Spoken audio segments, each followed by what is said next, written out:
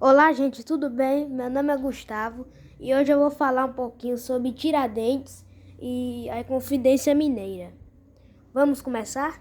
Minas Gerais. Primeiro eu vou falar, um pouquinho sobre Tiradentes e depois sobre a bandeira de Minas Gerais. Tiradentes. Tiradentes era o apelido atribuído a Joaquim José da Silva Xavier, que ficou famoso por ser um dos líderes da Inconfidência Mineira e por ter sido o único entre os inconfidentes a receber a pena capital, isto é, a pena de morte pela forca. Minas Gerais. O triângulo simboliza a Santíssima Trindade e o branco é a paz dos inconfidentes. A frase em latim, extraída da obra do poeta romano Virgílio, libertas que serra tamen, significa liberdade ainda que tardia. Nascido em 12 de novembro de 1746, na então capitania de Minas Gerais, durante o Brasil colonial, Joaquim José desempenhou várias profissões. Entre elas estava a de dentista amador. Por isso foi apelidado como Tiradentes. Além de dentista, Tiradentes também tentou a sorte como tropeiro condutor de tropas de animais transportadoras de mercadoria, minerador e mascate, mercador ambulante, mas fracassou em todas. A única profissão que lhe rendeu estabilidade foi o posto de alferes, patente abaixo da tenente, da Cavalaria de Dragões Reais de Minas, a força militar atuante na capitania de Minas Gerais e subordinada à coroa portuguesa. O quinto, ou a derrama. Tiradentes, apesar de não ser um intelectual, interessava-se por escritos políticos, como as leis constitucionais dos Estados Unidos, país que havia conquistado sua independência em 1776, quando Alferes tinha 30 anos de idade. Os interesses políticos de Joaquim José da Silva Xavier, aos poucos, foram se divergindo dos interesses de outros habitantes de Vila Rica, que era o centro da atividade mineradora no Brasil na época. Intelectuais como Cláudio Manuel da Costa e Thomas Antônio Gonzaga, ambos poetas e conhecedores das ideias filosóficas do iluminismo francês, foram algumas das personalidades importantes com as quais Tiradentes se juntou com o objetivo de retirar do poder o então governador da capitania de Minas Gerais, nomeado pela coroa portuguesa, Visconde de Barbacena. Mas qual era o motivo para tal revolta? O motivo principal que animava Tiradentes e os outros envolvidos na Inconfidência a se levantarem contra o governo de Visconde de Barbacena e o Império Português era a constante retirada das riquezas da região por meio de impostos excessivos. Do ouro produzido na capitania de Minas Gerais, a coroa portuguesa cobrava o chamado quinto, isto é, o equivalente a cerca de 20% do total extraído.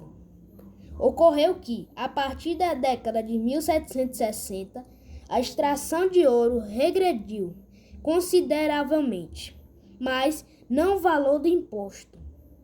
A taxa do quinto continuou a ser exigida dos mineradores locais, e o governador Barbacena, para fazer valer a lei, chegava até a impor agressões físicas. Cidade de Ouro Preto, antiga Vila Rica, onde se transcorreu a trama da Inconfidência Mineira.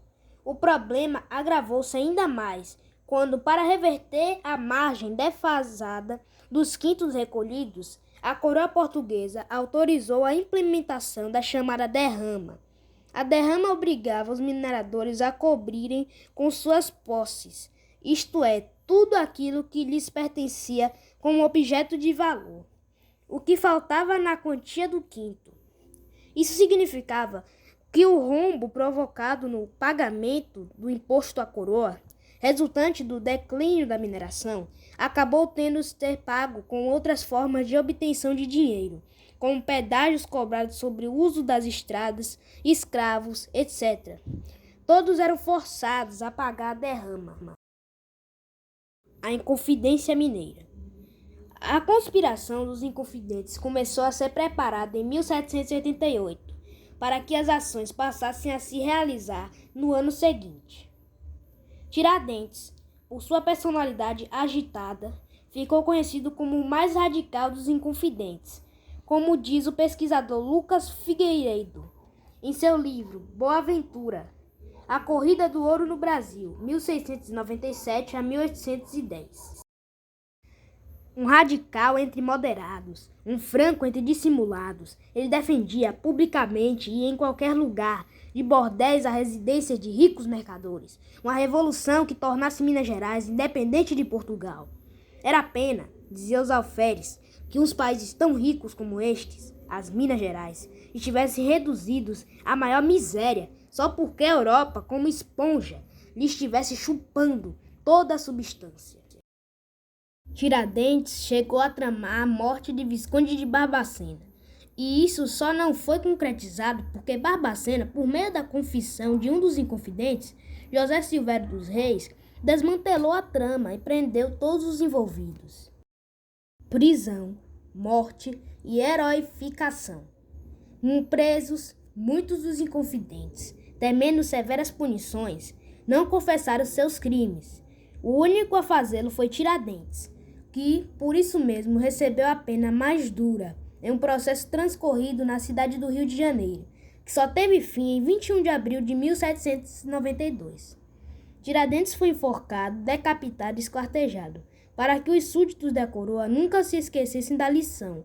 A cabeça de Tiradentes foi encravada numa estaca e exposta em praça pública em Vila Rica, e seus membros espalhados pelas cidades que levavam ao Rio de Janeiro.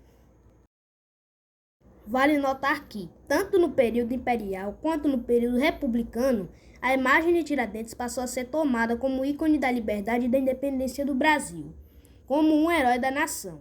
Essa imagem foi constantemente reforçada por pinturas como a imagem no início desse texto, de autoria de Pedro Américo, e monumentos como a instalação do primeiro monumento dedicado a ele na cidade de Ouro Preto, em 1867. No ano de 1965, já na primeira fase do regime militar no Brasil, o Marechal Castelo Branco, então presidente da República, contribuiu para o reforço dessa imagem de Tiradentes, sancionando a Lei número 4.897, de 9 de dezembro, que instituía o dia 21 de abril como feriado nacional e Tiradentes como oficialmente patrono da nação brasileira. Galera, uma coisa que eu esqueci de falar pra você é a seguinte: esqueça aquele cabelo e aquela barba que aparece nas imagens, né, enorme. Esqueça, pode esquecer. Isso só foi colocado para dizer que ele era um Jesus Cristo brasileiro, mas não tem nada a ver. Pode esquecer. E o seguinte, você, como todo mundo, né? Eu não vou generalizar também, né? Mas quase todas as pessoas só olham uma versão do fato, né? Daquele fato, daquela história que ocorreu. Você tem que olhar várias e várias versões. A mesma coisa do historiador, para saber se aquilo ali que tá falando é verdade ou não. Porque um exemplo mesmo é a Guerra do Paraguai, né? Historiadores estão até hoje pesquisando para ver se uma verdadeira conclusão sobre a Guerra do Paraguai, né? E então é isso. Obrigado aí a todos vocês que assistiram. Sempre pesquisem, tenham esse gosto de pesquisar, de ler. Então é isso. Muito obrigado a todos vocês que assistiram e fui!